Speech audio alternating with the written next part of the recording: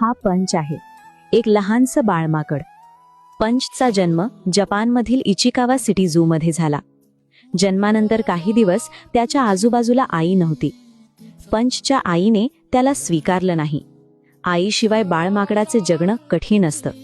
म्हणून प्राणी संग्रहालयाच्या रक्षकांनी पंचला स्वतः वाढवायचा निर्णय घेतला. बाटलीतून दूध देऊन त्याचा जीव वाचवण्यात आला. काळजी होती, पण आईची माया नव्हती. एकटेपणा कमी व्हावा म्हणून त्याला एक मऊ बाहुली देण्यात आली. ही बाहुली खेळणं नव्हतं, ती पंचचा आधार बनली. पंच ती बाहुली सतत स्वतः सोबत ठेवू लागला.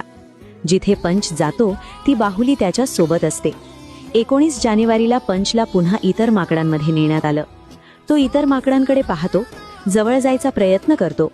जणू तो सांगत आहे, मी पण तुमच्यातलाच आहे. पण आईशिवाय वाढलेलं पिल्लू सहज स्वीकारलं जात नाही. म्हणून पंच पुन्हा बाहुली घट्ट धरतो. कधीकधी तो प्राणी संग्रहालयाच्या रक्षकाकडेच सुरक्षितता शोधतो. पंचची ही गोष्ट समजल्यावर लोक मोठ्या संख्येने येऊ लागले.